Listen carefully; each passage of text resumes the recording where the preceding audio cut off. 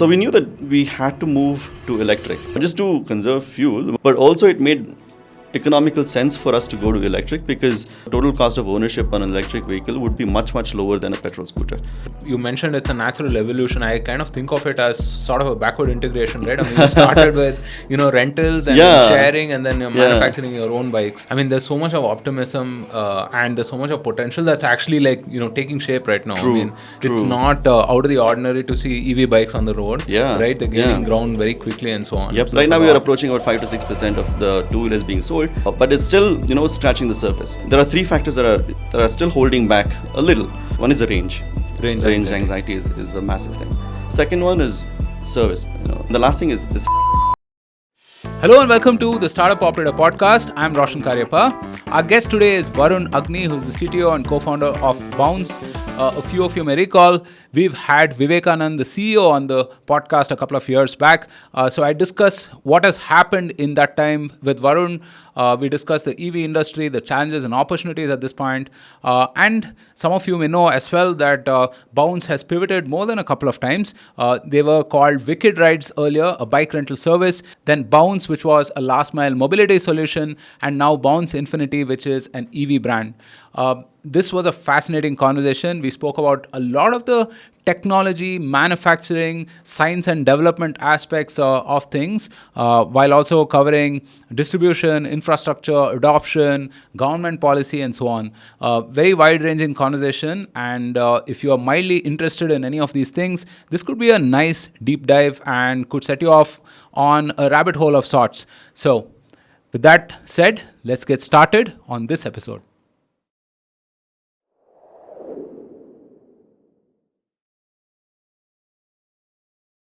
Hey Varun, welcome to the Startup Operator Podcast. Thank you so much for making the time. Hey, thanks for having me, Roshan. Awesome. So we had Vivekanand, who is your co-founder, a couple of years ago, of course not in the studio, right? And we discussed Bounce's journey up until then. I'm curious what has happened in the last couple of years, right? If you could just give us a snapshot on, what you guys have been up to. The update on it. So I think when you met Vivek, we were just in the verge of launching our EV. Yeah, correct. So we were working on getting the new acquisition that we had made, 22 Motors, into the fold, and learning about getting into the manufacturing part of it, and setting up our factory and getting the pre-production samples out. And I think we were just planning on the launch of Bounce. And since then, since 2022, we've launched the Bounce Infinity brand. We came up with E1. That was the first model. And we have started, delivering. We started delivering around mid of 2022, and the journey has been really awesome since then. We've sold about 10,000 scooters, and we've added one more model, E1 Plus, to the fold, and we also have 3 options for batteries. Ranging from 1.9 kilowatt hour to 2.5 kilowatt hour, which would be, if you were to say in terms of range, it would be from 85 kilometers IDC to 100 plus kilometers IDC. So that has happened, and then we've also started making B2B progress, where we have signed up an MOU with Sun Mobility, where we're going to be supplying them with 30,000 bikes over the next 18 months. Nice. It is already, we've already cleared the regulatory requirements for it, and we will start supplying to them starting next month. So that has been the progress. And again, we've been working on newer models, which we will be, coming up in the next, coming few months, which will be more, catered to a rugged B2B use case. And also we have started tying up with battery swapping providers, where you can just buy the bike and use battery swapping as an option, as an ownership model. So yeah, we have started not only just making the bikes, but also exploring the methods, modes of ownership with a lot of these types. Awesome. Yeah, I mean that's a that's a lot of things that you guys have done over the last couple of years.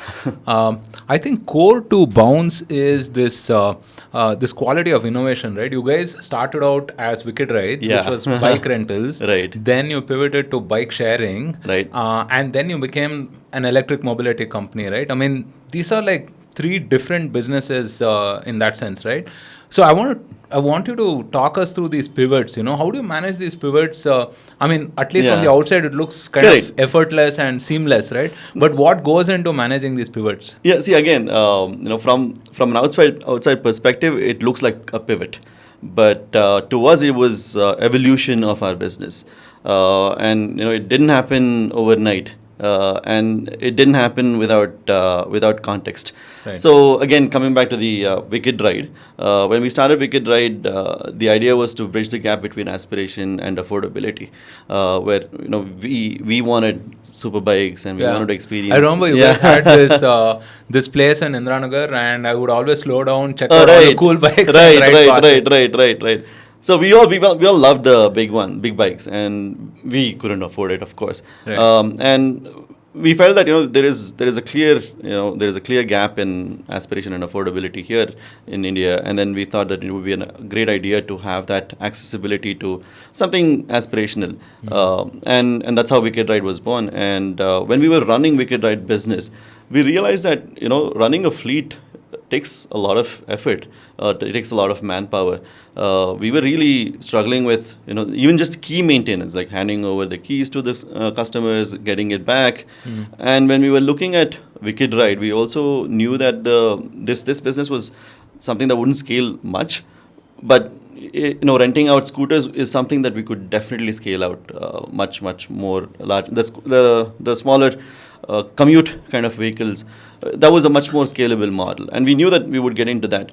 But we always knew that the kind of manual work that is needed and the operations that is needed was massive, and we always knew that the only way to do that is by bringing technology in. So when we were running Wicked Ride, we were already experimenting with IoT, where we could track our vehicles, we could immobilize them, we could really pretty much know where they are. We had started building systems to automate operations, or have a lot of track of the way, how when the vehicles are are due for service. And how do we maintain them? How do we give it to the users? How do we get it back? And then manage bookings and all of those things. And we knew that the technology is what would enable us to scale further than just the luxury bikes. So when we were renting out large bikes, we were also working on technology stack that would make it possible for us to rent smaller bikes. And we always knew that would be the business model going forward. And when the opportunity came around for us to start, putting the bike rentals out for the scooters, which is primarily, based on metros, the metro stations. So BMRCL floated a tender where we could just operate out of their metro stations for a small monthly rent.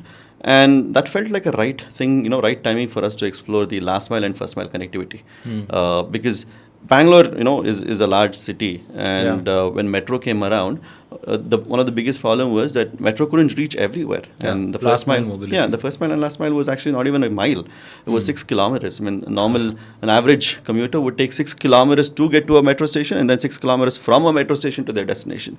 So we knew that there was a massive gap in transportation that needed to be filled, and because the last mile and first mile are very personal, it was very evident that it could be done in a very small form factor. A car or a bus, fine, it could take you there, but something personal mobility like a scooter would be a more effective and more efficient solution to it. And when we were developing the technology around renting it out, we were also working on IoT to make those scooters keyless. And that was actually the stepping stone for the scaling. We could potentially not scale at all if we had to still hand over keys manually, which we did for a long time. And with keyless technology coming in, we really could start scaling up. And we went from about 300 scooters in Bangalore to around 30,000 scooters with mobility, bike sharing. Awesome. Yeah, and it was all because of the work that we put in on the wicked right part of it, the IoT part of it, which translated to technology that could run a fleet of 30,000 in the bound share, the mobility part of it. Again, as I was saying, this is tie up that hey, these are not pivots, but these are all evolutions of business, Natural right? evolution. Natural evolution of business. So this IoT made it possible for us to have 30,000 fleet and have a fair amount of control over that.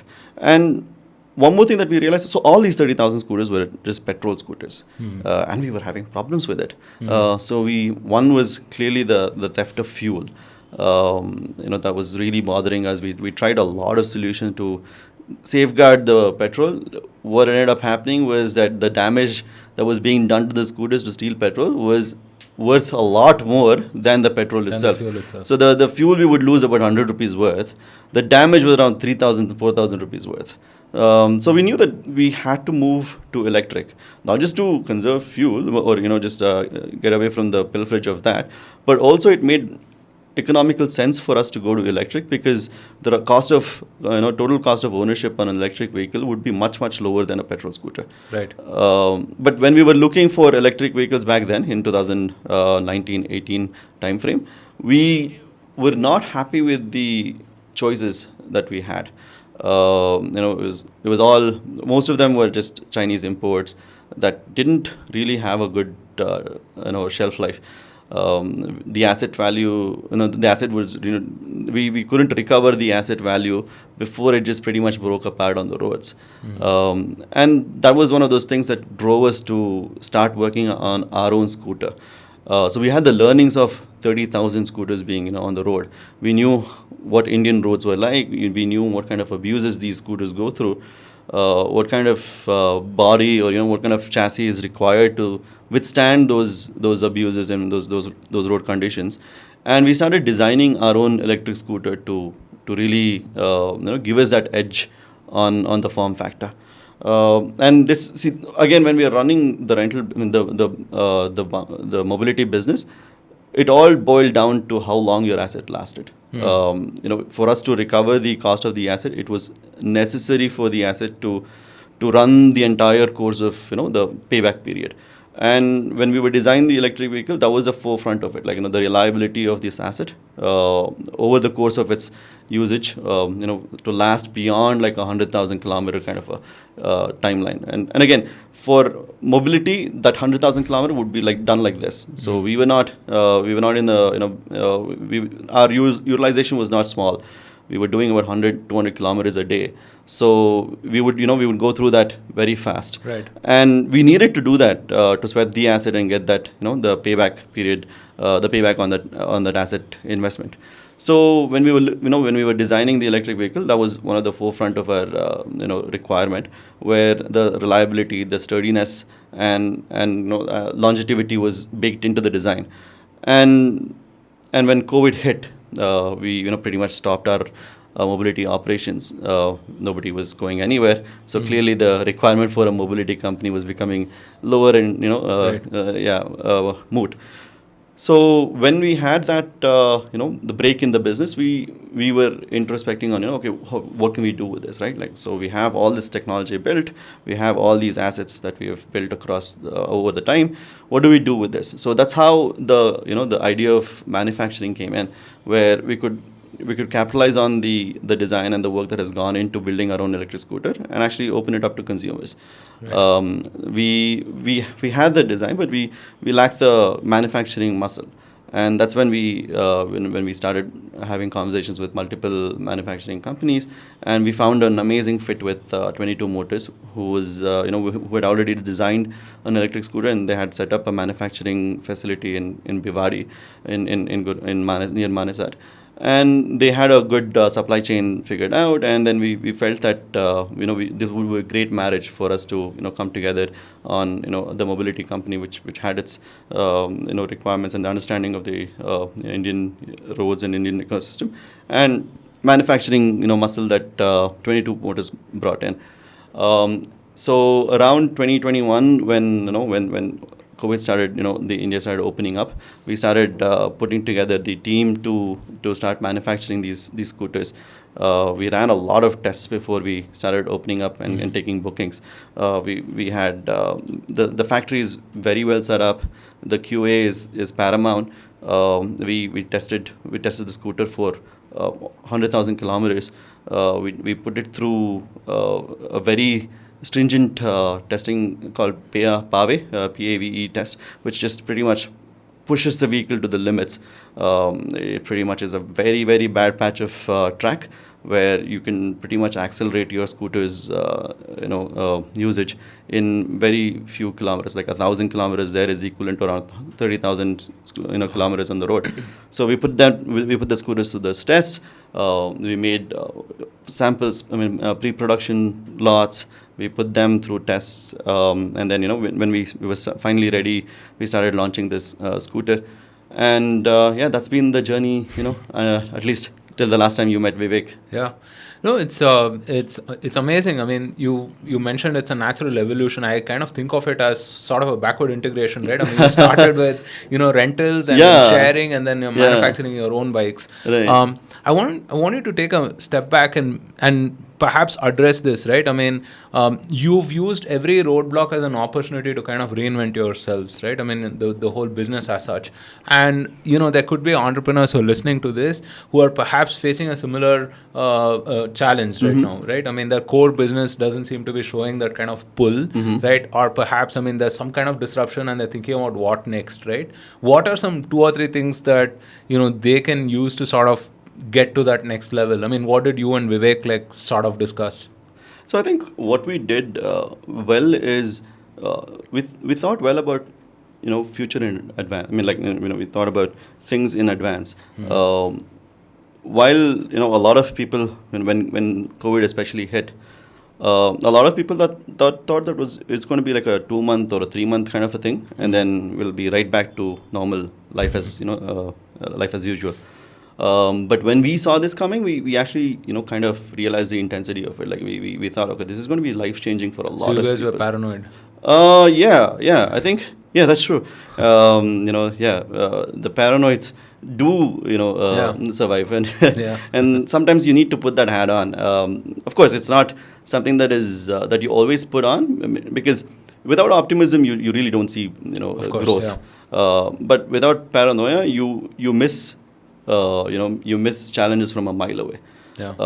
So you need both hats at the same time, and I don't know how you would do that, but it's essential that you see opportunities, but also you see threats. Because if you miss one or the other, you really don't grow well.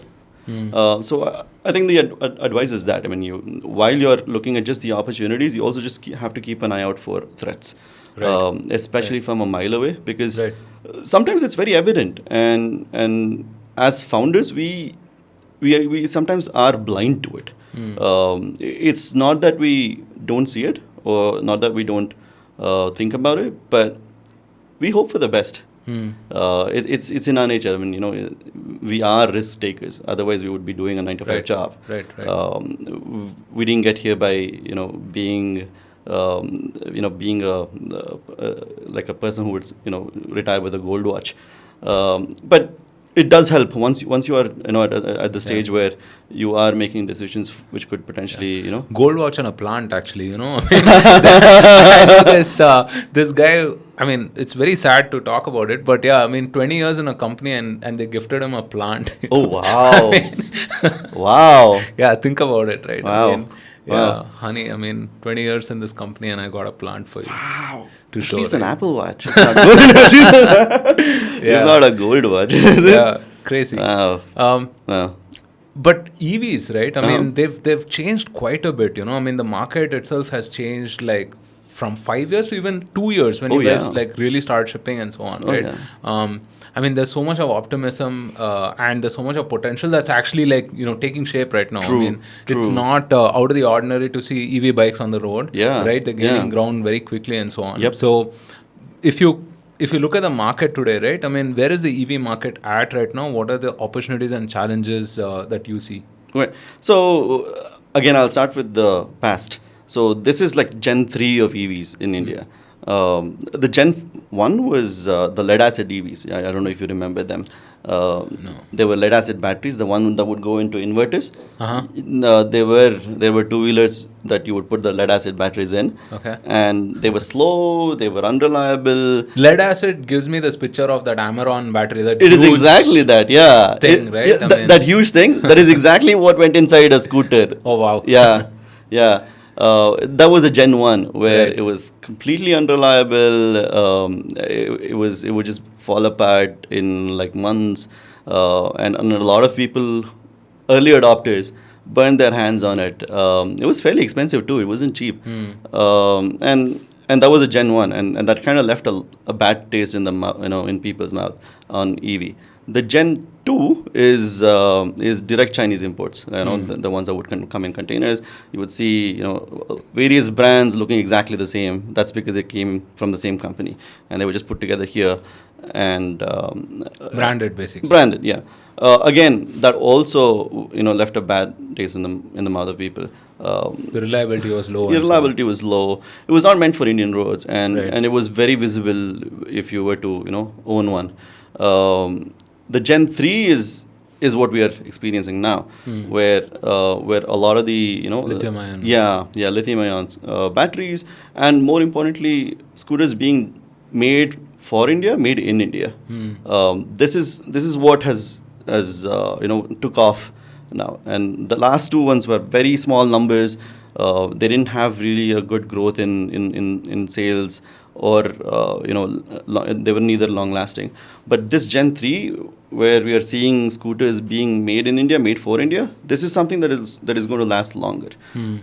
It will evolve, where we will improve on the designs that we already have, improve on the reliability of the scooters, and they will be here to stay for a long time. These are the companies that have made big splashes, have put out great products on the road, and we'll start seeing more and more of the adoption here.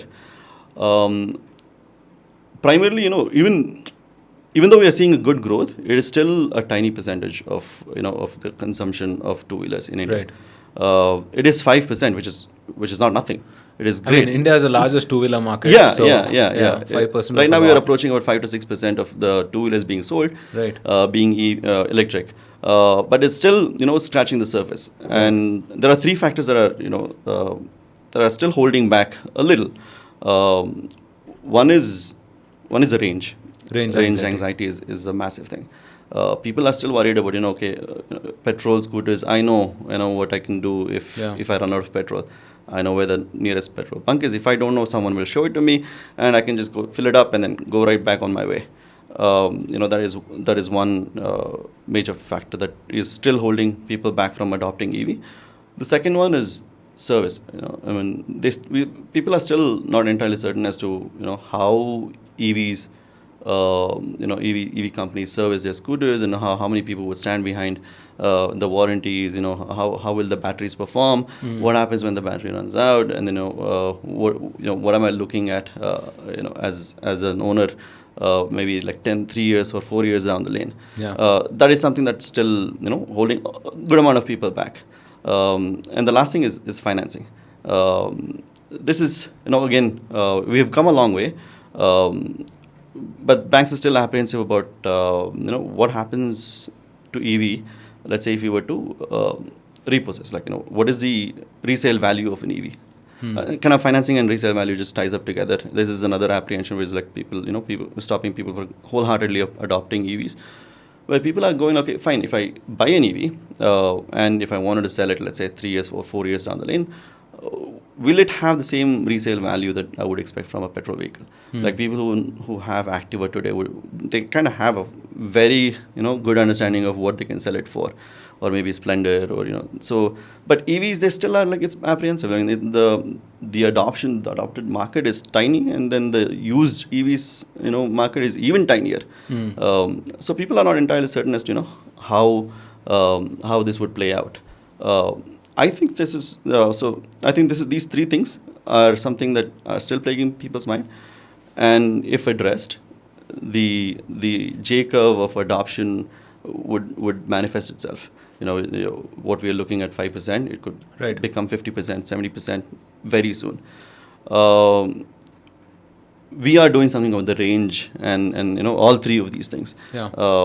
Swappable batteries is something that will really put people's mind at ease. We've been designing our scooters with swappability in mind from day one. For our bound share operations, it was impractical for us to charge these vehicles. So we had like 30,000 scooters spread across the city. It would have been impractical for us to bring them to one place and charge and put it back on the road. So swappability was designed from day zero. We pretty much every EV manufacturer that we worked with, we insisted on on adopting the battery standards that we had set for swapping.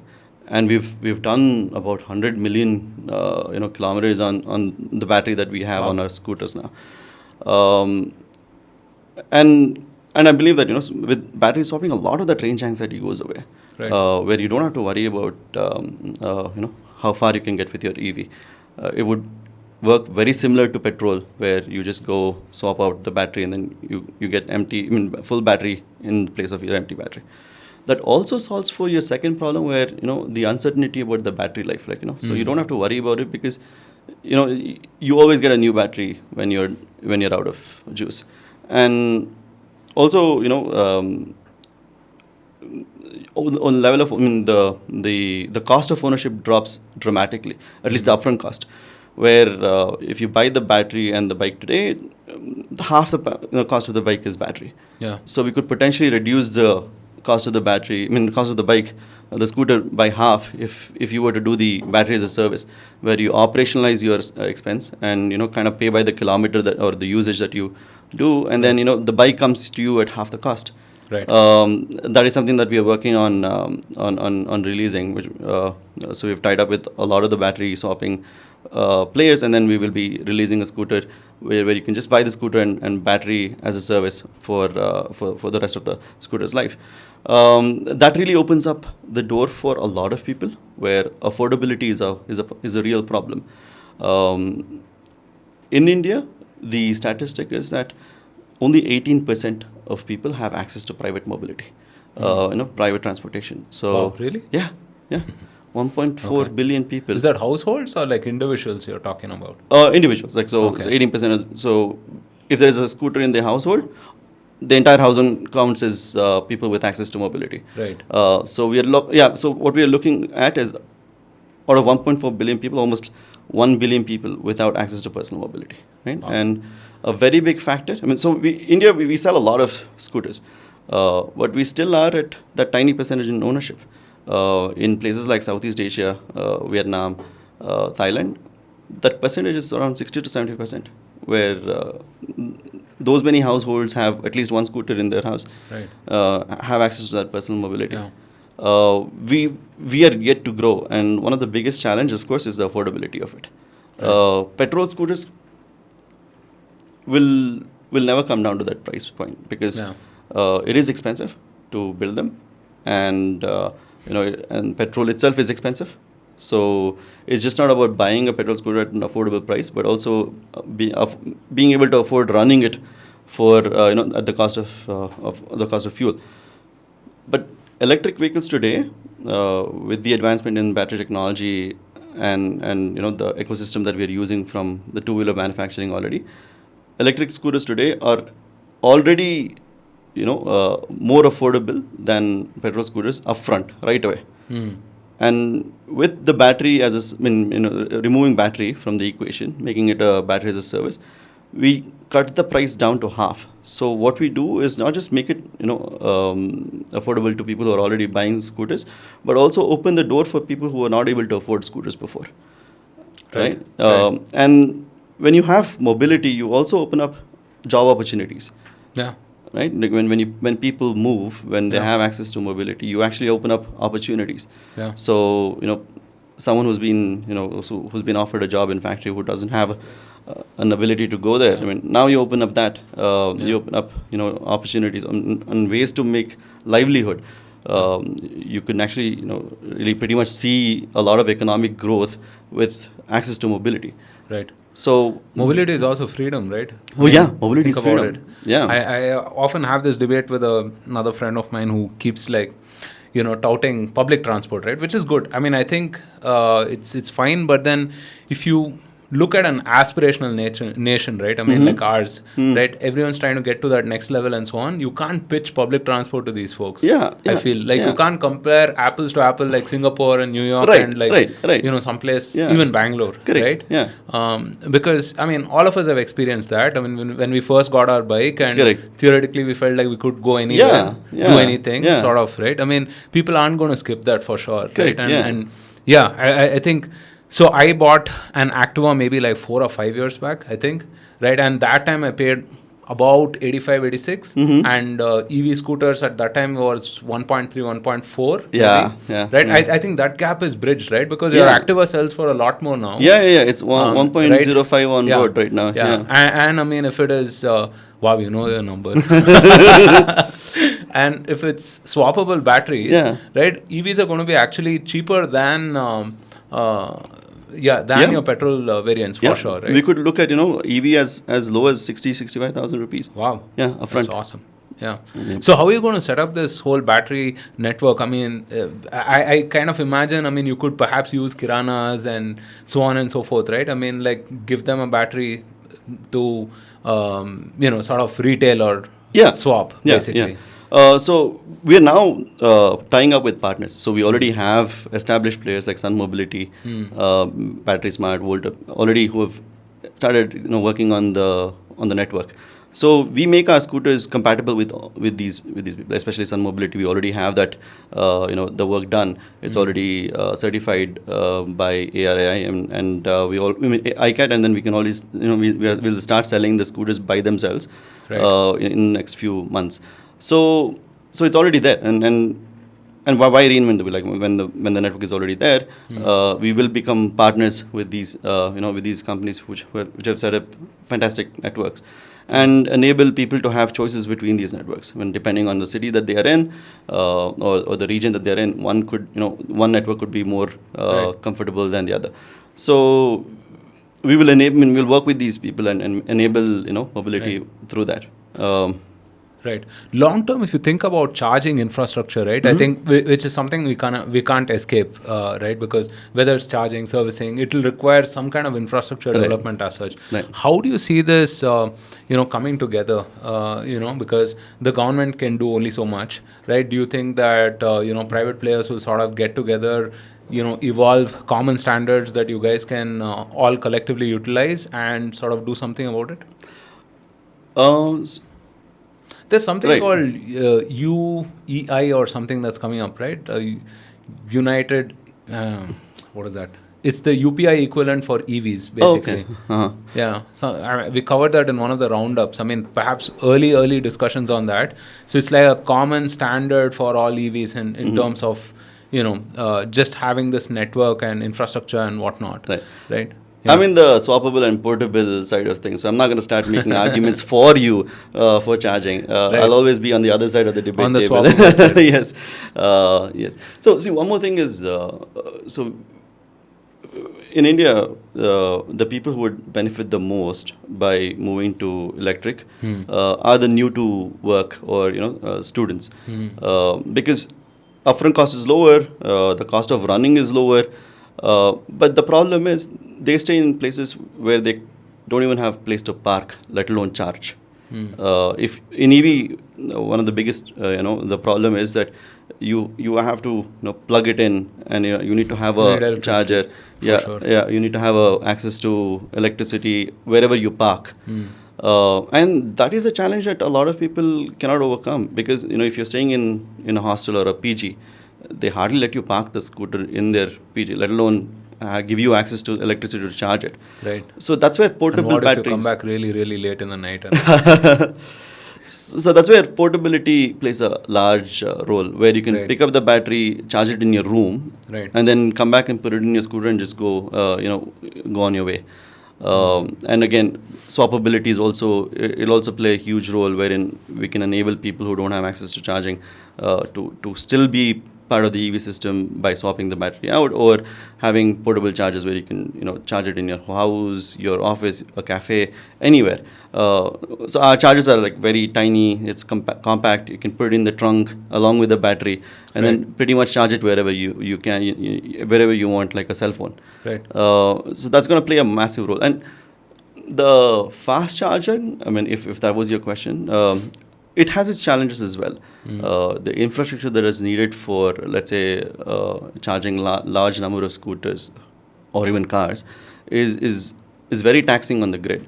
The kind of power needed for a fast charge. If you're charging your scooter in, let's say, 15 minutes or 5 minutes, the kind of power needed is fairly massive. You kind of need your own transformer to actually power that fast charger. If you have a bank of around 5 chargers, you actually are looking at somewhere near like 50-60 kilowatt kind of a power that you would need, and that is not something that normal electric meter would be able to supply. Right. So the kind of infrastructure and the investment that is required for these fast charging networks is fairly large. I'm sure there are companies which are willing to make it, but there are challenges to it. So swappable all the way. I would stand in that corner. So the government has been pushing for EVs, right? I mean, obviously we had the FAME subsidies, FAME 2 subsidies, so on and so forth, right? I mean, what else has the government been doing to kind of encourage EV in India, and where do you see a gap? I mean, what else could they be doing? I think government is doing a lot. So FAME is the only thing that is visible and gets talked about. But government also does a lot around taxes. I mean, so the GST on EV is 5%. It is 28% for petrol vehicles. The road tax, a lot of states let go of road tax for EV. It is 0. It is almost around 13% for petrol vehicles. These start adding up. I mean, of course, today, if you were to take away all those subsidies, the upfront cost of EV could be prohibitive. But government is still making those investments to move us towards the greener future, where adoption becomes really, really fast and quite sustainable. So one of the things that will make it more sustainable is larger volumes, where companies in India start making investments in EV components. So we are starting to see companies make investments in cell manufacturing in India, which hasn't happened over a long time. So today, China still leads in manufacturing of lithium-ion cells. If that is done here in India, it could start making it more sustainable. We found these lithium reserves in Jammu or something, right? I mean, yeah. So that might take some time. Of course. Yes. I mean, for it to be commercialized and become part of the supply chain, it will take a lot longer. But we're also looking at technologies being developed at breakneck speed. Just recently, there was a development on sodium-ion cells, where the ability to charge is immense. Again, whether it's needed or not, it could be charged in seconds. And usually the problem with sodium-ion cells is that it's fairly heavy. The energy density is fairly low. But the recent one, it clocks in at around 285 watt-hour per kg, which is fairly good number. I mean, it's almost comparable to lithium-ion. So we could be looking at a complete shift from the lithium-ion based technology to something different, which would free up a lot of the dependency that we have on China. I mean, specifically China. China today still controls significant reserves on lithium and cobalt. Cobalt, it pretty much has dominance. Cobalt from Congo. And elsewhere. China has absolute dominance on that supply chain. Right. Newer technologies could make it moot. I mean, we moving away from cobalt, the NMC chemistry, to LFP, which is already happening. The transition has started already, where it is now cheaper and more reliable to have LFP batteries than the NMC batteries. One, straight of the bat, the cost is lower. Two, the cycles that you get, the number of cycles that you get from LFP batteries is much higher. It is around 700 to 800 cycles in lithium in NMC chemistry. It is almost 2,000 in LFP, LFP chemistry, and the kind of charging and discharge rates are much higher in LFP as well. So you could potentially push about 2C or even 4C energy for charging, and then discharge could be as high as 8C. What you're looking at is like a cheaper battery that could be smaller, because now you could either swap out and then drive the swap out and get that with lower investment. And also, since it has a capability of discharging faster, you could have a smaller battery powering a much larger motor. Right. So today we don't push beyond 0.5 C. I mean, so let's say if the battery is about 2 kilowatt hour, we don't put a 3 kilowatt or a 4 kilowatt motor. Okay. We put something less than 2 kilowatt motor. Again, you'll have to explain this to the audience. Yeah. Obviously, they like me have no background in any of this EV stuff, and for sure have forgotten all the chemistry, organic chemistry from high school. So yeah, C's and kilowatt hours and whatnot. Yeah. Okay, so the basic and fundamental thing is that you don't get. I mean, you shouldn't push beyond a certain rate of discharge. I mean, right. And the right combination of battery and motor is about that. The 1:1, where at least less than 1. Where if it is a 2 kilowatt hour battery, the best motor would be in the vicinity of around 1.5, 1.6 kilowatt. But then 2 kilowatt is a fairly large battery. I mean, and then if you were to, let's say, put a 1 kilowatt hour battery, you need to have that higher discharge rate to drive the motor. Got it. So that's where LFP comes in place, where you can have a small battery driving a fairly larger motor, and then the cost of the battery is lower, and you still get the performance of, let's say, a fairly good electric vehicle. Right. How do you think about competition? You have, of course, the petrol incumbents, and then you also have, other companies executing in EV, right? I mean, Ola, Ather, Ultraviolette, etc. I think each of those have different segments that they operate in. Right. Obviously, Ultraviolette is building super bikes, right? It's a whole other category by itself, right? But obviously, there are more entrants in this space, right? It's going to get crowded and so on, right? So how do you think about competition as such and staying ahead?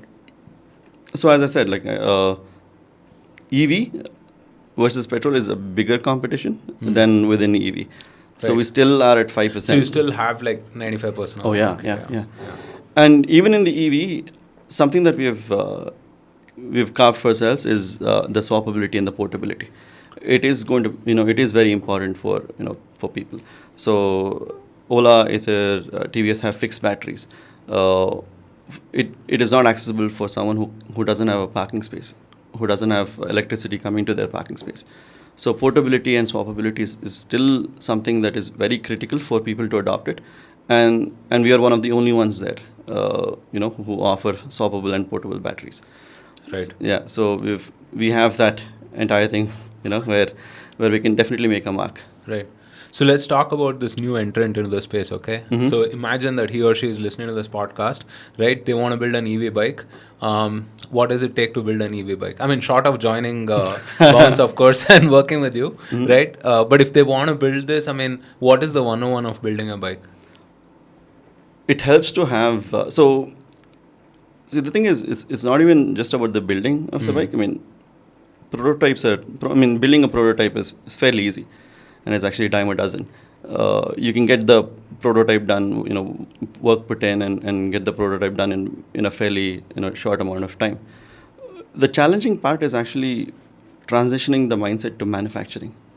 Right? Elon spoke about this recently, right? I mean, he says like manufacturing doesn't nearly get the amount of credit Yeah. that, let's say, designing and Correct. like prototype Yeah. inventing stuff Yeah. Yeah. gets, Yeah. right? Yeah. Yeah. Because that's like a remarkable feat to sort of make this repeatable at a Yes. certain Yes. cost and under all of those constraints. Yeah. Yeah. Yeah. Yeah. So when you put on the manufacturing hat, it's a lot of things, right? You need to have a fairly established supply chain. Okay. So when you put together a proto, it is it's just one component, right? It could cost you 10 times or 20 times that is feasible to charge for an electric vehicle, and you don't mind because it's a proto. But when you start manufacturing, you need to have like a very solid supply chain. You need to have forecasting for it. You need to have you need to figure out your working capital for it. So the manufacturing aspect is the hard part. The designing is, of course, the designing is hard. Right. But translating the design to manufacturing, that's the one that's a skill that Right. I think a new entrant should really focus on. And even start thinking about before putting the first first rough sketch of a scooter. How do you learn up all this stuff? I mean, I understand Vivek is more from a chartered accountancy background. Oh yeah, they bring a lot of. You're a tech guy, right? I mean, so Yeah. how do you learn up these manufacturing nuances and so on? We got lucky with 22 motors, right? So that learning. I mean, people who we have helping us out in the manufacturing side, they were pretty much born and brought up in there, right? Okay. And ex Honda, ex Yamaha, ICE vehicles, and who have been working in the Japanese mode of manufacturing. We would definitely not be here without their guidance and help coming in. It is again, it's a very hard skill, and it would be very difficult for someone to intuitively pick that up. It is something that that has been hammered into the folks who have been in the manufacturing sector, and You can't first principles your way around it in some sense. You could, But it's going to take time, effort, yeah, money, and a all lot of of it. money and a lot of dead end efforts. Yeah. But this is something that you don't need to learn, like, because it has been established from Henry Ford's days, right? And then it's been working very well. Yeah. The right thing to do is to adopt it and really make it our own. And that discipline for manufacturing is key for quality as well. Every single scooter that comes out needs to pass that the high bar that we set for our scooters. And the only way you can do that is to make sure that we set that high bar for every component that comes to be built to go into that scooter. So we go all the way up, and make sure that the quality is paramount for every single supplier up the chain. Right. And that's how you ensure a good quality scooter comes out. Yeah. Especially because you're creating a space for yourself, right? I mean, you're creating a market. And so, I mean, you assume some responsibility of the whole category itself in some sense, even though you're a single player, right? I mean, we've had instances in the past, of course, of like things going south. Yeah. Right? Yeah. I mean, we've had a bunch of deep tech, manufacturing, hardware startups on the podcast lately, and we've tend to focus on them, off late. And I just realize it's just so much harder to iterate in your domain, right? Right, I mean, yeah. Compared to, let's say, software, basically, right? Software, yeah. I mean, shitty code, okay. The application will crash and, like, 4 people will cry about it and maybe you'll lose some money, but then, you can make another version, right? Or you can, like, patch things up or whatever. Yeah, that was my world in Boundshare. Yeah, it's an interesting transition for sure, and kudos for making the shift, right, in that sense. Oh, not without help. What are some high-level challenges you're dealing as a founder today? Because I feel like at every leg of the journey, you have to sort of transition, you have to reinvent yourself, add things to the arsenal, give up some of those redundant ways of thinking, and so on, right? So, what is next in that journey for you? Again, I think it's a constant development process where we listen to the to the customers. And so that definitely has been a constant for us since Wicked Ride days, where customer tells us, what we should be working on. And that's the right way of doing things as well, where we don't develop in isolation. We solve a problem that is very, that comes up from the ground. And that's what we've been doing. So we will listen to our customers. We know that the product is not, you're never perfect. And we continue to work on things that are really, critical to our customers. And we listen to a lot of the, people who are operating large fleets. We know one good thing is that we have operated large fleets, and that's a learning that we already have, and that's again something that is going into the design. You've been a user of your product. Yeah. So when we talk to someone, let's say who's looking at adding bounce to their fleet, we know their perspective because we've been on the other side of the table, right? And it's easier for us to understand their needs and communicate, the value that bounce brings in to solve their problems. And that's been the guiding principle as well, where we listen to the customers and work on solving problems that matter. Right. We don't go around saying, hey, I want to build the fastest electric vehicle, which would potentially be competing against the best of the best super bikes. Right. Of course, there is a market for that, but our customers are not asking for that. What they're asking for is a reliable scooter that will last for as long as they would expect a petrol scooter to last, and that solves their day-to-day commute problems. Yeah. At the core of it, it's what Jeff Bezos calls those things that are unchanging, right? Nobody will say that, hey, give me a little less range or make it, little more expensive or something like that, right? I mean, people will always want cheaper, faster, better. Right. Yeah. Before we let you go, what are you most excited for that's coming up in the next year to 18 months? What should people look out for? We are very excited about new technologies coming in and transforming how EVs let's say are built. So we are working on a new battery which is based on LMFP, which is lithium manganese ferrophosphate, which brings in the benefit. Did you have to reread all of your chemistry textbooks and everything? Oh yeah, absolutely. Yeah. Spent a lot of time with people, who are designing this to understand the challenges of a battery, to understand the challenges of a motor, and identify opportunities where we can, better ourselves or even maybe give a better performance or achieve cost effectiveness. So this new battery, it's still not on the road yet, but we are still, we're experimenting with it, and we feel that it'll bring in the cost effectiveness and the performance, to the electric vehicle, where we can make it cheaper and make it last longer. Awesome. All the best for everything that you have coming up, and thank you again for making time with us. Hey, thanks, Roshan. Thanks for having me over here. Awesome. Thank you so much for joining us on another episode of the Startup Operator Podcast. If you like the content, don't forget to share and subscribe, do all of the good stuff. We'll be back soon with another episode and another fantastic entrepreneur. See you soon.